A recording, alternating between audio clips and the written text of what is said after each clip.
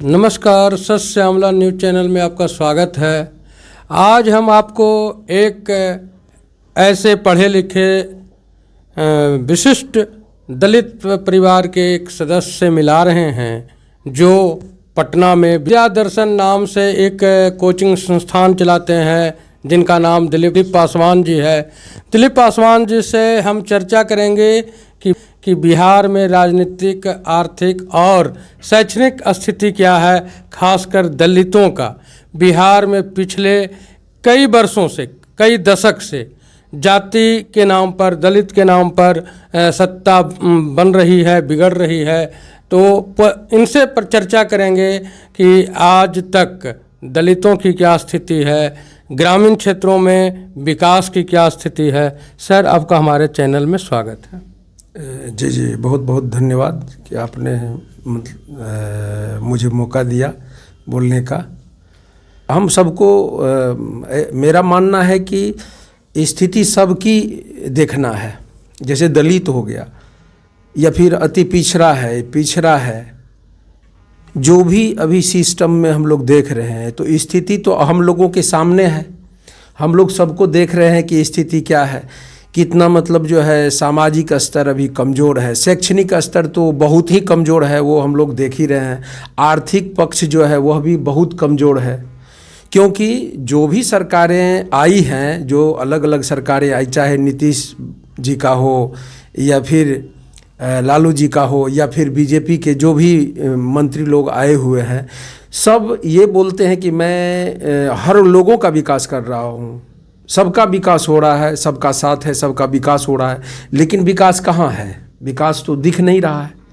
अभी हम लोग देख रहे हैं कि बिहार में देखिए दिन प्रतिदिन जो है क्राइम रेट बढ़ते जा रहा है। क्राइम आज देखिएगा, यहाँ मृत्यु हो रही है, कल वहाँ मृत्यु हो रही है। मृत्यु ये अपने आप नहीं हो रही है, उसको मारा जा रहा है। कहीं गोली से मारा जा रहा है, कहीं उसको चाकू भोंक कर मारा जा रहा है। तो प्रत्येक दिन देखते हैं कि हत्याएं हो रही है बिहार के हर एक पक्ष में, मतलब हर एक दिशा में, हर जगह ऐसा हम लोग देखते हैं। और प्रत्येक दिन हम लोग न्यूज़ से इन्फॉर्मेशन लेते हैं।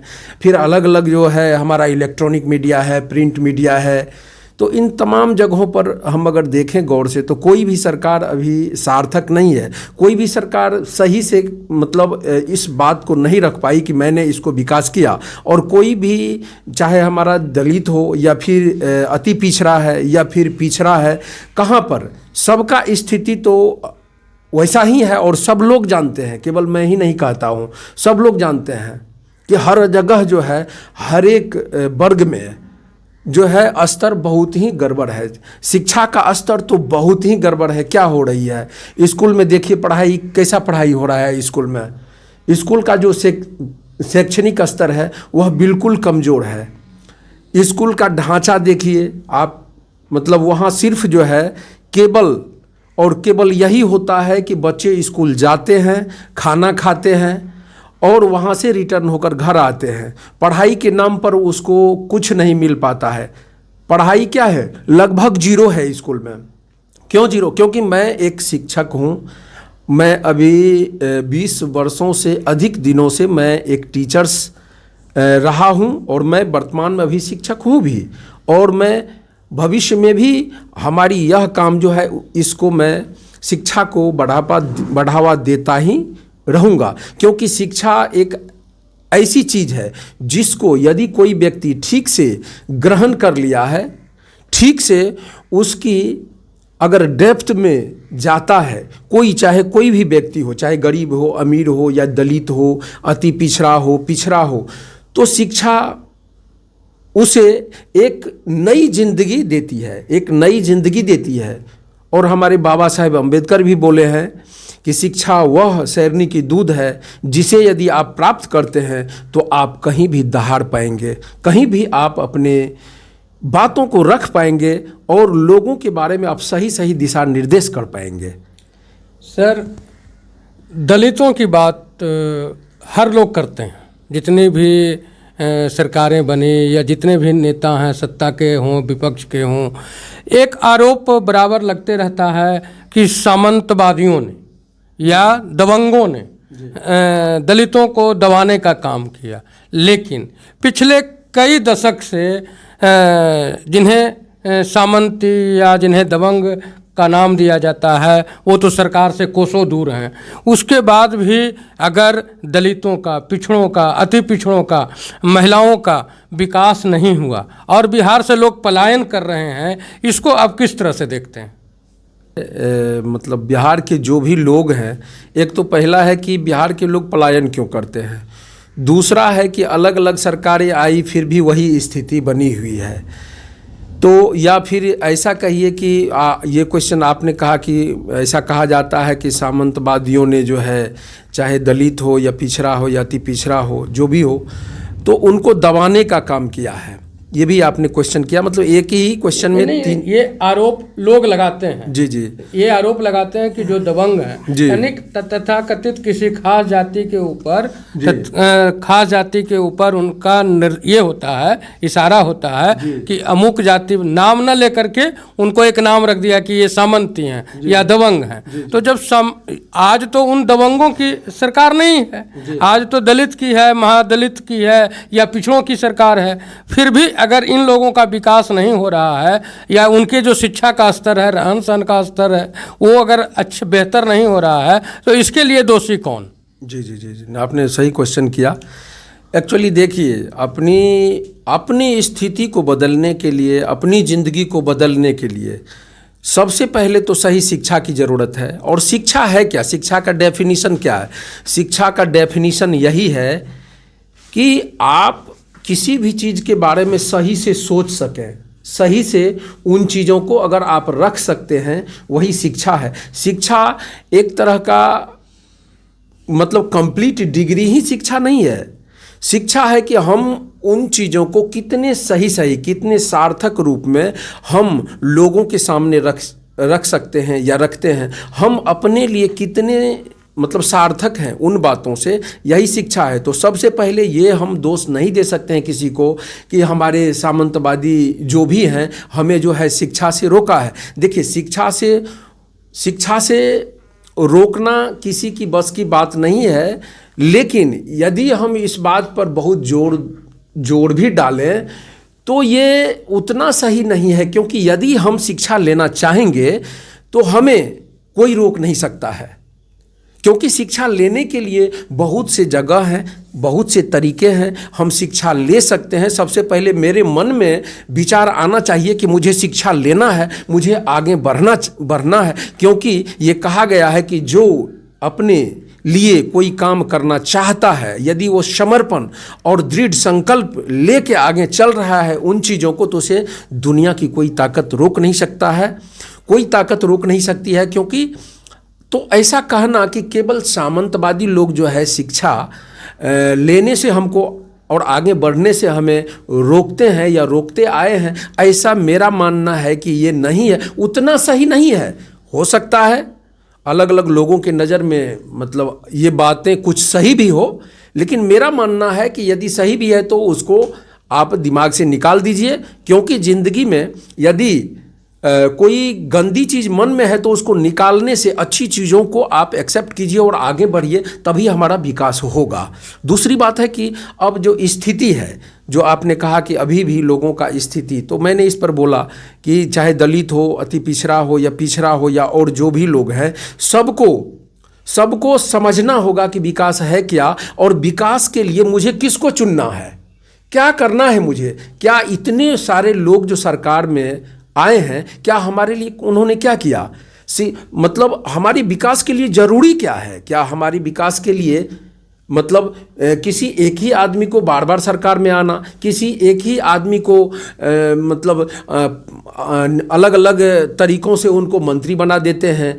तो कहने का मतलब होता है कि विकास का अर्थ यही होता है कि हम अपने दिमाग को सही करें, हम अपने तर्क लें कि कौन से मतलब काम मुझे करने चाहिए, सरकार की किन बातों को मानना चाहिए, सरकार के साथ किस तरीके से मुझे जाना चाहिए। और लोगों, सरकार में जो लोग हैं, सरकार में जो लीडर्स हैं, उनको उनकी बातों को सोचते समझते हुए परखना चाहिए कि हमारे लिए क्या कर सकते हैं, हमारे लिए क्या नहीं कर सकते हैं। अगर नहीं कर सकते हैं तो हमें किसी दूसरे व्यक्ति को मुझे समझना होगा, उनको मैं चांस दूंगा।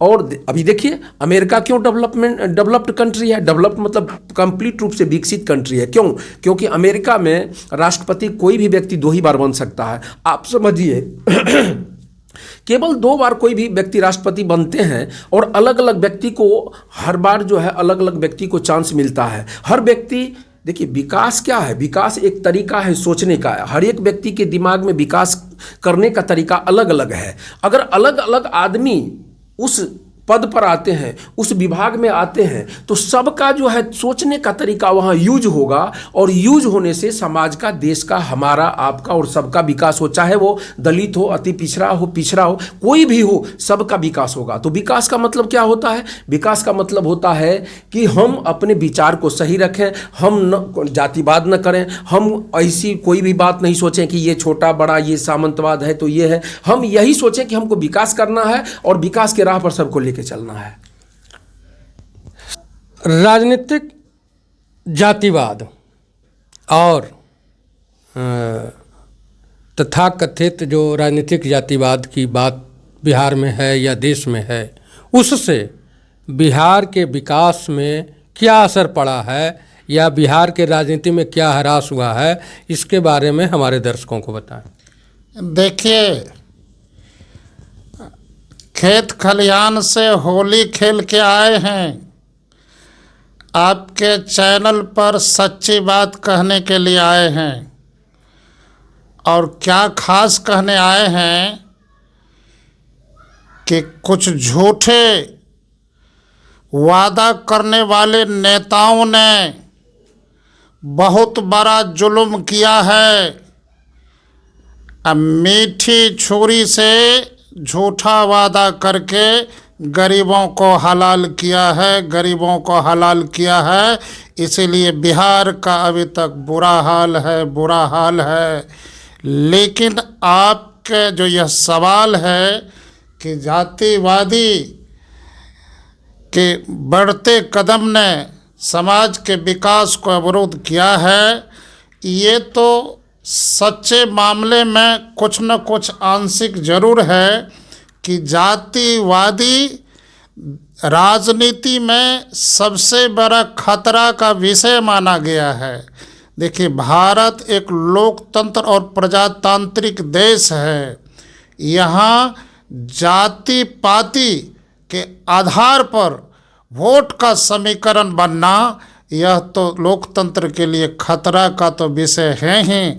लेकिन आजकल के एसी में बैठ के चम्मच से रसगुल्ला खाने वाले नेता लोग जाति पाति और भेदभाव फैला करके अपनी पार्टी को मजबूत करने की दिशा में लगे रहते हैं।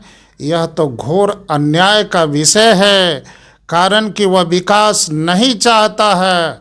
उनको मालूम है कि जब समाज का विकास हो जाएगा तो समाज हमारे अनुकूल नहीं चलेंगे और हमारे पार्टी और के नीति सिद्धांत को मानने से भी इनकार करेंगे। देखिए, बरसों से अभी नीतीश कुमार एक के कुर्सी पर बैठे हुए हैं। आपके चैनल के माध्यम से खास करके बिहार के लोगों को याद करा देना चाहते हैं और देश के लोगों को यह जानकारी दे देना चाहते हैं कि अभी आपके बिहार के चर्चित चेहरा हैं, दलित के चेहरा हैं, माने दिलीप पासवान जी। देखिए, कोई कोचिंग के डायरेक्टर भी हैं और इनके जो बहुत ऐसे विद्यार्थी हैं जो बिहार में एसडीओ बीडीओ बड़े बड़े अफसर सब बने हुए हैं। बहुत अच्छी बात इन्होंने कही है कि देखिए, अमेरिका में 2 बार से अधिक बार नहीं बन सकता है। अब एक बात बताइए कि एक के जाति के लोग एक के कुर्सी पर 20-20 बरस रहेंगे तो जाति पाति फैलेगा कि नहीं फैलेगा? अभी देखिए, नीतीश कुमार की यारी बिहार के लिए सबसे बड़ी बीमारी। इसकी हर बात, हर योजना बिहार में असफल रही है। नीतीश कुमार की हर एक बात झूठ की है बरसात। अब बिहार जो है ना, परेशान हो चुका है। अब तो आपके चैनल के माध्यम से देश के युवाओं को, छात्रों को, बुद्धिजीवियों को, साहित्यकारों को हम याद करा देना चाहते हैं कि बताइए 60 वर्ष के बाद लोग नौकरी में रिटायर हो जाते हैं। अब बताइए सरकारी नौकरी यदि कोई करते हैं तो 60 वर्षों के बाद उनका रिटायरमेंट होना तय माना जाता है। ये कौन सी राजनीति है कि अब मानसिक संतुलन भी ठीक नहीं है, अब फिर भी एक कुर्सी पर बैठे हैं। यह तो बिहार के लिए सबसे बड़ा दुर्भाग्य का विषय है। अतः नीतीश बाबू के राज में सबसे बड़े पैमाने पर दलितों का विकास जो है ना अधूरा रहा है। कारण कि दलित लोग अपनी मेहनत की रोजी रोटी करके भरपेट का गुजर बसर करते हैं। आज देखिए दलितों के या गरीबों का बेटा सरकारी स्कूल में पढ़ने के लिए जाते हैं, वहाँ क्या होता है? और खाली खिचड़ी खाना के लिए व्यवस्था होती है, पढ़ाई लिखाई कहाँ है? एक से एक डायरेक्टर आप बदले, एक पाठक को भी बदले, लेकिन शिक्षा व्यवस्था नहीं सुधरी। यहाँ तो सिंचाई की व्यवस्था देख लीजिए न साहब, किसानों को भी सही समय पर सिंचाई उपलब्ध नहीं है। यहाँ तक कि खाद की जो कालाबाजारी है उसमें भी बहुतों प्रकार का ब्लैकमेल हो रहा है। स्वास्थ्य की व्यवस्था देखिए रहे हैं, भगवान भरोसे है, उसमें गरीब लोगों का इलाज भगवाने भरोसे हो रहा है। ये जाति पाति और भेदभाव विनाशक नहीं बनेगा, ऐसा जतन करेगा, उत्थान करेगा इस देश का, लेकिन पतन नहीं करेगा। आज देखिए हम लोगों की नज़र में जो शिक्षित लोग हैं वो तो मानते हैं कि शिक्षा दुनिया की सर्वोपरि दौलत है, मन education is the main property of the life.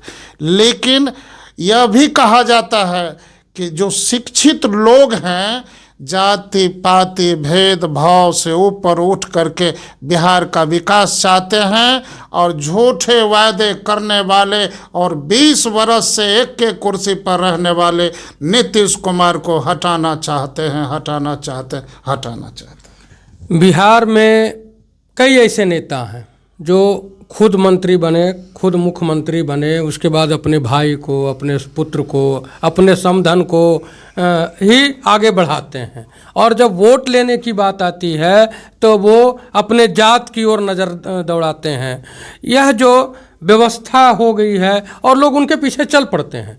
जैसे मैं नाम बताने की ज़रूरत हमें नहीं लगता है कि आप लोगों को होगी, लेकिन अधिकतर नेता जो सत्ता में रहे हैं वो जैसे ही सांसद बने हों, विधायक बने हों, यहाँ तक कि जो मुख्यमंत्री भी बने वो अपने बेटा को, अपने समधन को आगे बढ़ाने का काम किया, और वोट लेने के समय अपने जात की ओर जाते हैं। और एक मुख्यमंत्री तो हद कर दिया अपने जात का वोट लेने के लिए कि उन्होंने कहा कि हम मूस खाते हैं, मूस खाने वाले जाति से हैं, इसलिए लोग हमारे विरोध करता है। लेकिन उन्होंने मूस खाने वाले जाति का विकास किया, इसके बारे में आप हमारे दर्शकों को बताएं।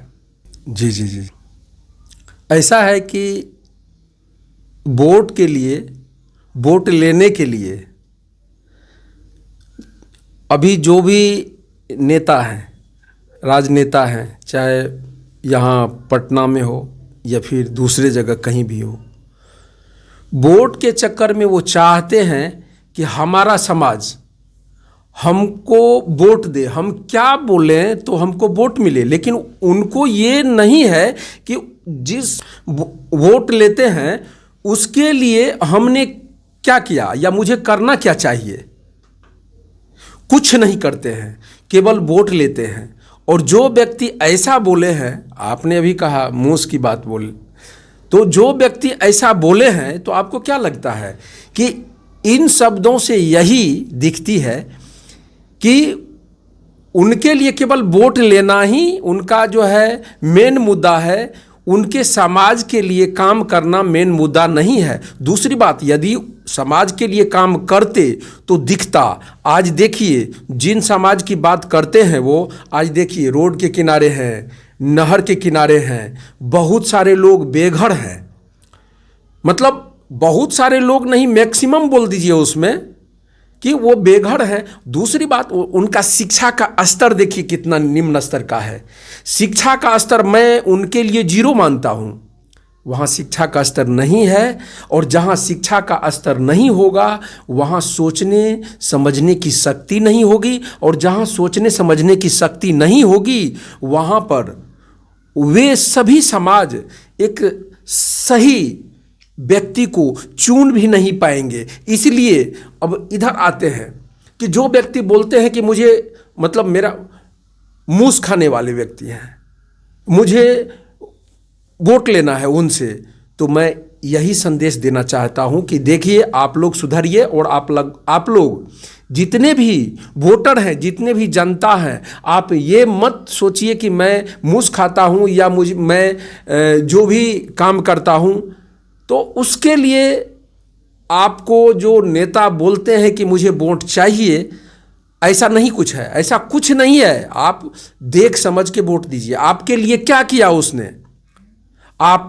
जाति पाति पर नहीं जाइए, आप जातिगत जो ढांचा है उसको मत चुनिए, उनके बातों में मत आइए। आप विकास की बात कीजिए। विकास की बात करने के लिए चाहे कोई भी कास्ट हो, अगर विकास की बात करते हैं, विकास करते हैं, उनको वोट दीजिए।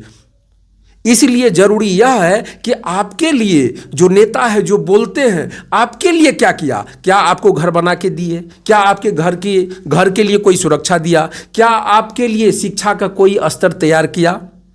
क्या आपके लिए इस राज्य में या इस देश में कहीं भी आपकी बच्चे और आपके जिंदगी के लिए कोई सुविधा प्रदान किए?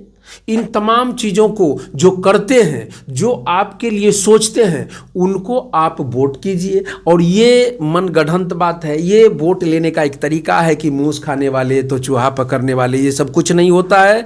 आप वैसे लीडर को पकड़िए, वैसे लीडर को वोट कीजिए जो आपके लिए काम करते, जो आपके लिए सोचते हैं, जो आपके लिए शिक्षा देते हैं, रोजगार देते हैं, स्वास्थ्य की बात करते हैं, आपके लिए आपके जीवन को परिभाषित करते हैं। परिभाषित करने का मतलब आपके जीवन के बारे में सोचते हैं कि इसको किस तरीके से मुझे अच्छा व्यक्ति बनाना है, बस यही बात है। शिक्षा लाइन से जुड़े हैं, शिक्षा में कार्यरत हैं, और आप राजनीति में आने का प्रयास कर रहे हैं। चुनाव आगामी जो लोक विधानसभा है, उस चुनाव में आप चुनाव लड़ने की बात कर रहे हैं। तो आपका अपने जिस क्षेत्र से आप चुनाव लड़ेंगे, उस क्षेत्र की जनता के लिए आपकी क्या सोच है, वो हमारे माध्यम से दर्शकों को बताएं। जी जी जी जी जी एक्चुअली मैं अभी सिंहेश्वर विधानसभा क्षेत्र है, मैं वहाँ से ही लड़ूंगा। और मैं एक शिक्षक हूँ, मैं शिक्षक रहा हूँ, और साथ साथ शिक्षक का मतलब शिक्षा से मुझे गहरी प्रेम है, शिक्षा से मुझे गहरी रुचि है, क्योंकि मैं जानता हूँ कि शिक्षा से होता क्या है, शिक्षा क्या कर सकती है किसी भी व्यक्ति के जीवन में।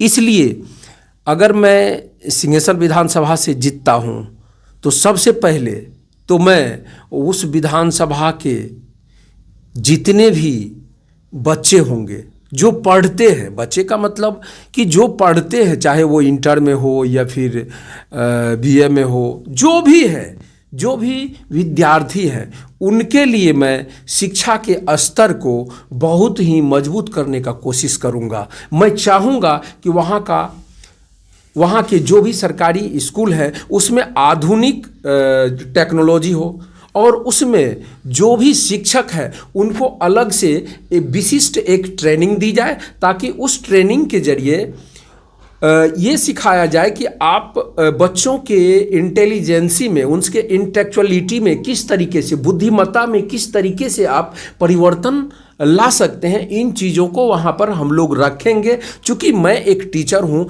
तो मैं उन चीज़ों को जानता हूँ कि उन विद्यार्थियों के मस्तिष्क को शिक्षा के क्षेत्र में किस तरीके से हम इंटेलिजेंट बना सकते हैं, उनके लिए कौन कौन से टेक्नोलॉजी, कौन कौन से रिसोर्सेज, कौन कौन से जो है मॉडर्न फैक्ट्स जो है, उनको मॉडर्न आधुनिक चीज़ें जो उनके मस्तिष्क के लिए अप्लीकेबल हो, उपयोगी हो, उनको मैं यूज़ करूँगा और मैं ट्रेनिंग दूंगा। मैं स्वयं जो है क्षेत्र में घूमकर सभी लोगों, सभी बच्चे से मिलूँगा और मैं बहुत ही गहराई से देखूंगा। और मैं इतना जरूर बोलता हूं पूरा यकीन और विश्वास के साथ कि मैं वहां के बच्चे को, मैं वहां इसलिए बोलता हूं कि मुझे वहां का ही अधिकारी बनाया जाएगा। यदि मैं जीतता हूं तो मैं वहां के क्षेत्र के जो भी बच्चे हैं उनके बारे में पूर्ण रुचि लूंगा और मैं उनके शिक्षा, रोजगार, स्वास्थ्य, जो भी चीजें हैं उसको मैं बहुत ही मजबूत करने का कोशिश करूंगा, बहुत ही मजबूत करने का कोशिश करूंगा।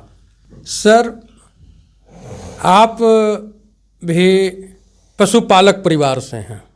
पशुपालक परिवार का मतलब लोग सीधा समझते हैं कि एक अलग जाति है और उसका नाम है यादव।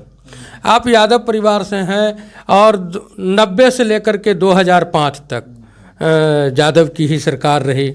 और लालू प्रसाद जी के लिए ये कहा जाता है कि वो सामाजिक स्तर का जो ये था उसको बढ़ाया, सामाजिक स्तर को बढ़ाया लोगों में। जो नहीं बोल पाते थे, जिस जाति के लोग बोल नहीं पाते थे, वो बोलने लगे, अपने अधिकार के लिए लड़ने लगे। तो क्या वास्तव में लालू प्रसाद जी के रीजन में जो पिछले 15 साल की सरकार थी उसमें यादव परिवारों का, बाद में फिर जो इन्होंने माई समीकरण बनाया, तो क्या यादव परिवार का विकास समुचित जितना होना चाहिए उसका हुआ या नहीं, ये हमारे दर्शकों को बताएं। देखिए, अच्छा सवाल आपने किया है कि सबसे पहले तो याद करा दें कि 1990 के पहले इतनी सारी व्यवस्थाएं भी नहीं थी। दूर दराज में स्कूल, कॉलेज थे और बहुत दूर पढ़ने के लिए सभी विद्यार्थी जाया करते थे। अस्पताल की भी समस्याएं बनी रहती थी। करीब 10 कोस में एक ठो अस्पताल जिला में हेडक्वार्टर रहता था। हाई स्कूल भी बहुत दूर दराज में रहती थी। एन केन प्रकार लोग की कमाई भी कम थी और अभाव से ग्रसित उस समय के लोग रहा करते थे। एन केन प्रकार हम यह कह सकें कि बहुत लोगों के शरीर पर ठीक ढंग का वस्त्र भी नहीं था, जिसके चलते कहीं न कहीं सगा संबंधी भी जाते थे तो एक दूसरे के धोती और कुर्ता को मांग के पहन के जाया करते थे। इस तरह की लाचारी उस समय थी। ये तो सच है तो ये तो सर सभी जाति में हुआ करता होगा। ये तो सच, खास करके सबसे ज़्यादा तो दलित, पिछड़ा, अति पिछड़ा में हम ये खोल के बोलते हैं। हम इन्हें कहते हैं सभी जाति में जो गरीब लोग, जो आर्थिक तरह विभिषिका से पीड़ित थे, वैसे लोगों में यह बहुत बड़ी लाचारी सबसे बड़ी भारी थी।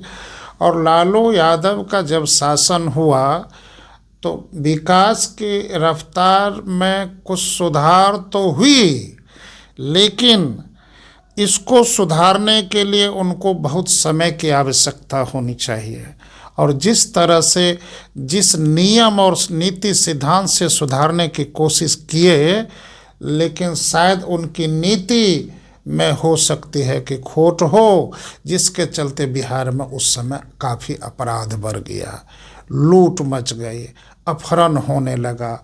ये तो हम मानते हैं कि आज आपने जो सवाल किया है कि लालू यादव के शासनकाल में यादवों का विकास हुआ है या नहीं हुआ है, तो हम आपके चैनल के दर्शकों को याद करा देना चाहते हैं कि अभी ज़्यादातर बिहार में जितने भी जेल हैं और उसमें जो कैदी है, तो एकदम अधिकांश कैदी तो यादव समाज से मिलेगा। तो विकास क्या खाक हुआ है? तो यादव का विकास तो आज तक अधूरा रहा है, क्योंकि सभी जातियों का जो विकास, सभी जातियों के समाज के पंचायती का फैसला करने वाला यह यादव समाज आज अपने आप को अफसोस कर रहा है, घुटन सा महसूस कर रहा है। और लालू यादव के सत्ता ने भी यादव समाज को सही मार्गदर्शन पर लाने में सफल नहीं हुए। यह तो घोर आश्चर्य का विषय है। बदनामी इतनी हुई कि आज तक संभल पाना मुश्किल है। एक बात तो जान लीजिए, चाहे दलित हो, अति पिछड़ा हो, किसी को भी ज़्यादा समस्याएं आती है और उनको एन केन प्रकार कहीं से धमकियां मिलती है या ज़मीन जायदाद के बंटवारा में अनेकों सारी परेशानियों का सामना करना पड़ता है, तो सब्र के बाद उसमें दूसरी भागीदारी यादव की होती है, जो समाज के हर एक तरह के पंचायत के फैसला को दूध का दूध और पानी का पानी करने की हिम्मत और ताकत रखते भी हैं और करते भी हैं, जिसके चलते सभी छोटे छोटे जाति के लोग यादव समाज में जुल करके एक नए समाज के निर्माण में लगे हुए थे। उसी समय की बात है कि लालू यादव का उदय हुआ। लेकिन लालू यादव को तो समर्थन अति पिछड़ा का लोग भी दिए थे, दलित भी दिए थे, यादव के साथ मुस्लिम भी दिए थे और राजपूत समाज के लोग भी दिए थे। अंतोगत्वा क्या हुआ, वह भी वही सिला दिया, कि वही अच्छा सिला दिए और मुंह के बल अति पिछड़ा गिर गए। पिछड़े समाज के लोग भी रुष्ट हो गए, आज दलित भी नहीं हैं। आखिर क्या कारण है? कहीं न कहीं इसके राजनीति में तो खामियां रही होगी, लेकिन संपूर्ण रूप से बिहार का विकास जो होना चाहिए नहीं हो पाया। अंतिम में चारा घोटाले की दिशा में चल पड़े। हम शिकायत नहीं कर रहे हैं, जो खबर है बिहार में उसी को खाली याद करा रहे हैं। और हम तो यही कहना चाहेंगे, चाहे जो समाज के लोग हों, जितने बड़े बड़े नेता हैं, उधर देखिए ना मोदी जी झूठे बोल रहे हैं। अभी तो अपने लोग चर्चा किए थे कि दिल्ली के चुनाव में जुमलेबाजी करके महिला को 2500 रुपया देने की बात किए थे। अभी दिल्ली के मुख्यमंत्री जो बनी है वो कह रही है माने ऐसा संभव नहीं। तो यह तो राजनीति में इतने प्रकार से गंदगी फैल गई है कि इसको साफ करना बेहद जरूरी है।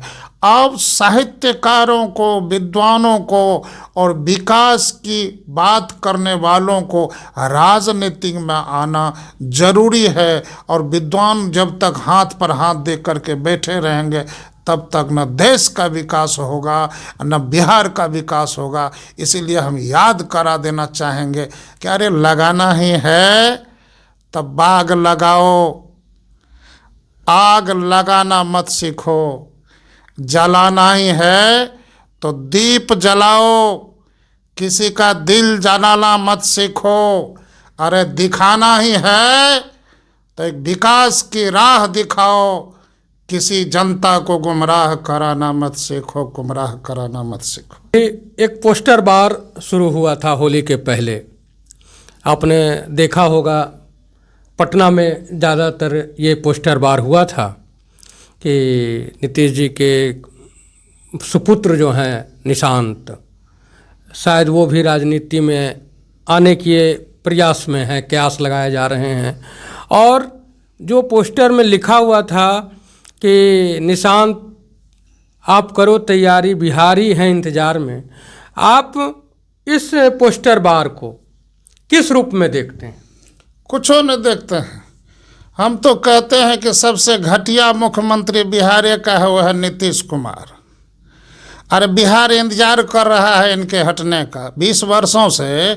जब जब इसके हटने की बारी आती है तो ये पलट जाते हैं। अब पलट करके जिधर मजबूती मिलती है उधर कुर्सी पर बरकरार रहने में ये कोई कसर नहीं छोड़ता। अब देश जानता है, अब देश में कॉमेडियन, फिल्म स्टार भी कॉमिक करने लगे हैं कि बिहार का ऐसा एक मुख्यमंत्री हैं जो कुर्सी से चिपके रहना चाहते हैं।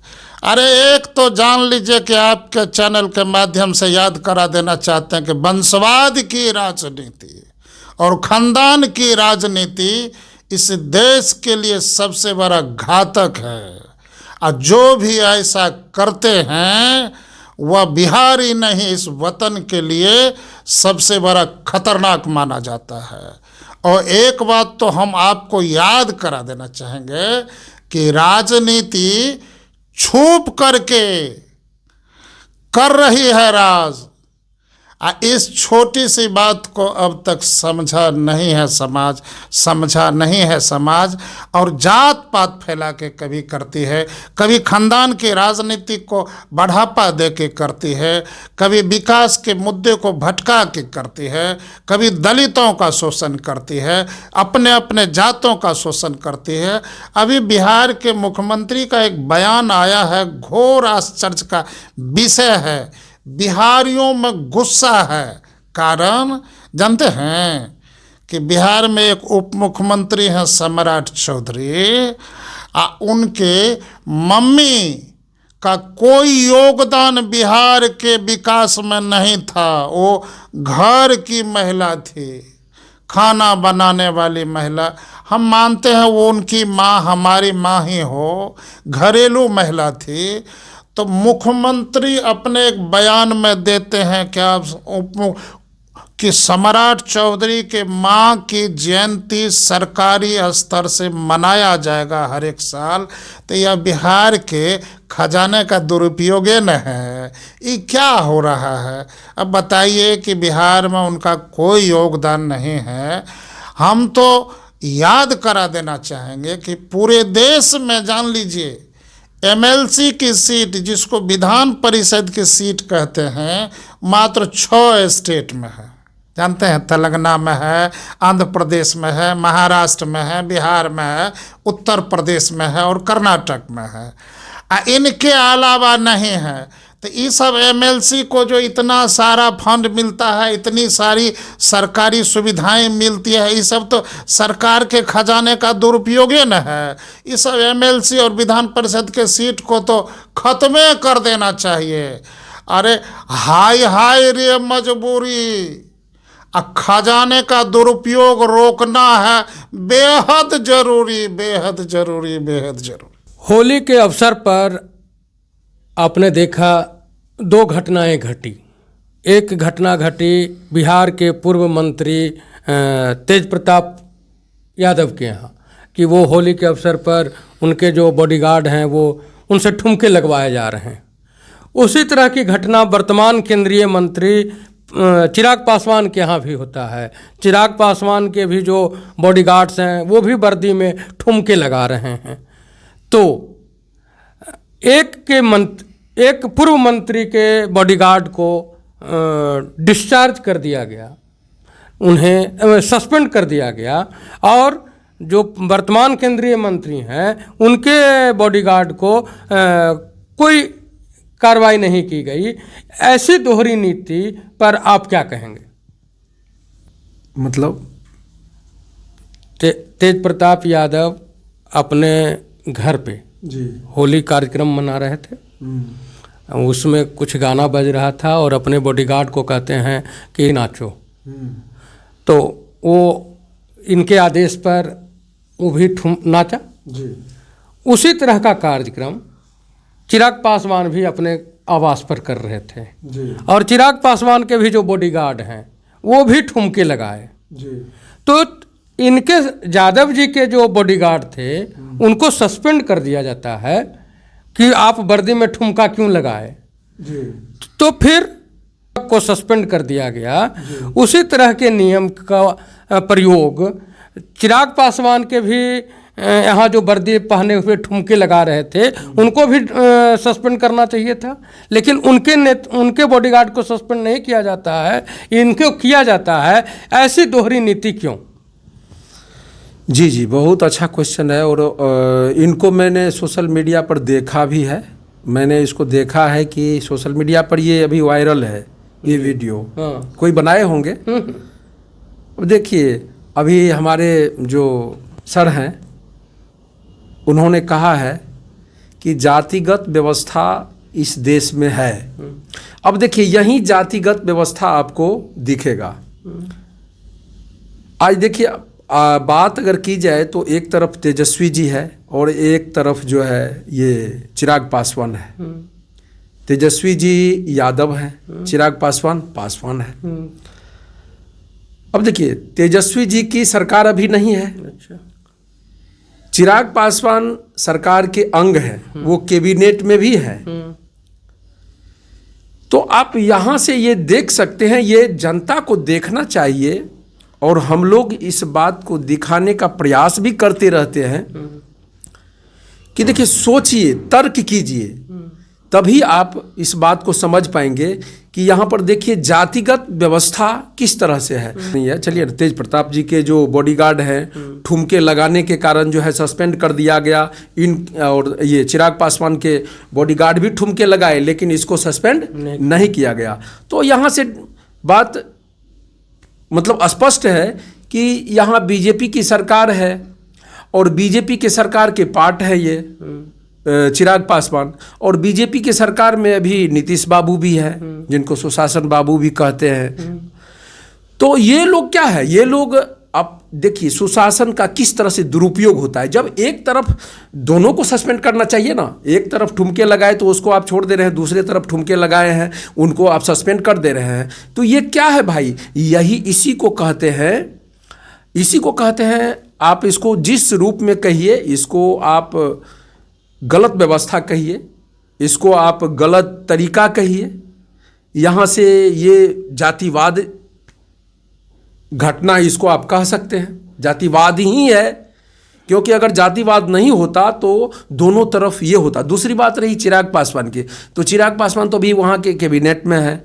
दूसरी बात, चिराग पासवान तो बाबा अंबेडकर का भी जो है मान सम्मान नहीं किया, क्योंकि बाबा अंबेडकर के बारे में उन्होंने जो टिप्पणी की है वे सारे पासवान लोग और सारे समाज जो इस देश के, चाहे पिछड़ा हो, अति पिछड़ा हो, दलित हो, सवर्ण समाज हो, सब जानते हैं। बाबा साहेब भीमराव अंबेडकर का सम्मान कौन नहीं करना चाहते हैं।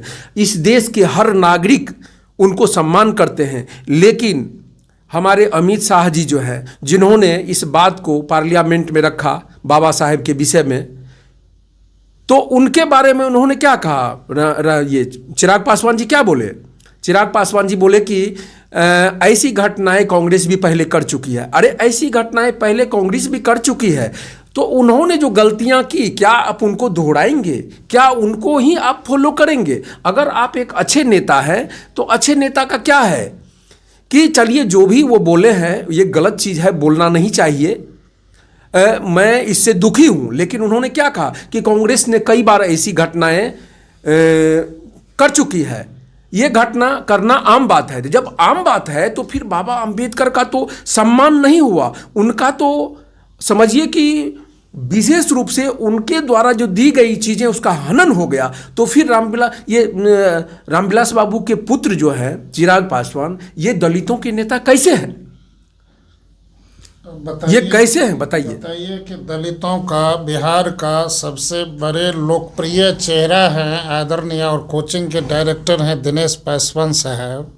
ये बहुत बड़ी बात इन्होंने कह दी कि भीमराव अंबेडकर का जब अपमान हुआ तो चिराग पासवान का क्या खाक छान रहे थे। अरे दलितों का नेता है चिराग पासवान, वो कहलाता है। और दलितों के मान सम्मान पर ठेस पहुंचाया गया। अब पूरे देश के दलितों में कुटाघात हुई, बर्दाश्त से बाहर हुआ तो पूरे देश में प्रदर्शन हुआ, बीजेपी के खिलाफ हुआ। और चिराग पासवान अभी तक कह रहे हैं कि हम दलित के नेता हैं। दलितों ने बहुतों प्रकार से इनको खारिज कर दिया है। एक कहावत है कि बीजेपी वाले जोर से असोर से करते हैं अपनी राजनीति ऐसी कि देश को संशय में रखना चाहते हैं। अब देश यह सवाल कर रहा है और कह भी रहा है कि जो छोटा मोटा पाप करते हैं ना, तो जा कर के कुंभ स्नान कर लेते हैं तो धुआं चल जाता है, पाप पुण्य में बदल जाता है। जो महापापी लोग हैं और बीजेपी में चले जाते हैं तो उनका सब पाप पुण्य में बदल जाता है। तो क्या हो गया चिराग पासवान जी? आज भीमराव अंबेडकर के नीति सिद्धांत पर ठेस पहुंचाया गया, माननीय अमित शाह के द्वारा उनका अपमान हुआ। आज आपके पिताजी और देश के सबसे बड़े लोकप्रिय नेता रामविलास पासवान जिंदा होते तो मंत्री पद से इस्तीफा दे दिए होते।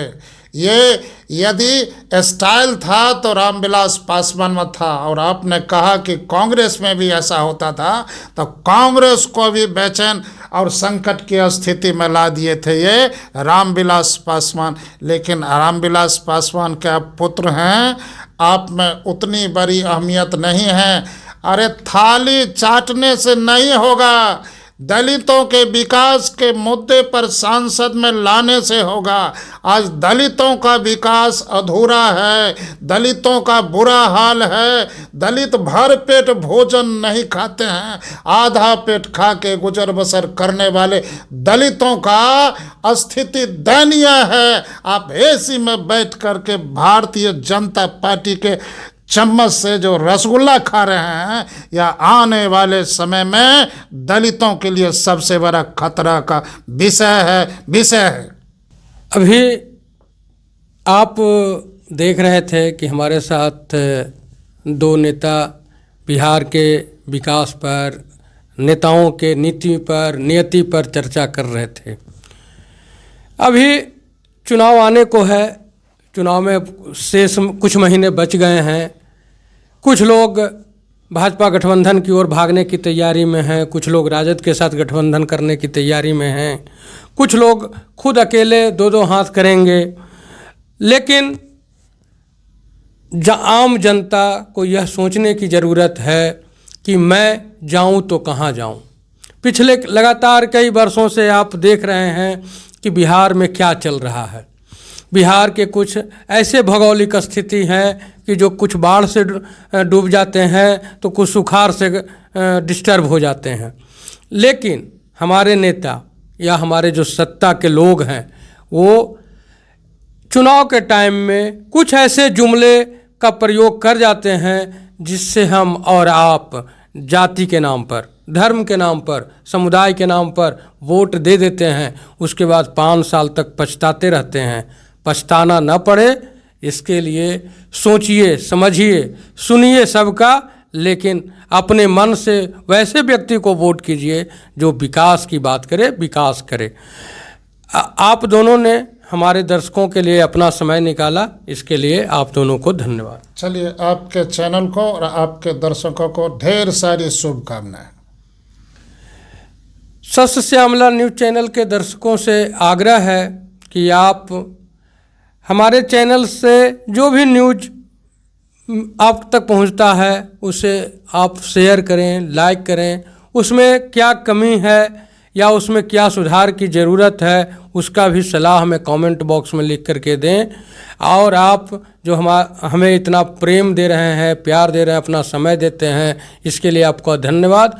और साथ ही वैसे सभी दर्शकों से आग्रह है कि जो देखते हैं लेकिन लाइक या सब्सक्राइब नहीं करते हैं वो लाइक भी करें और नए दर्शक सब्सक्राइब करें, ताकि हमारे और हमारे साथियों का और हौसला बढ़े और अलग अलग मुद्दे पर आप लोगों तक सही बात को पहुंचाते रहें। धन्यवाद।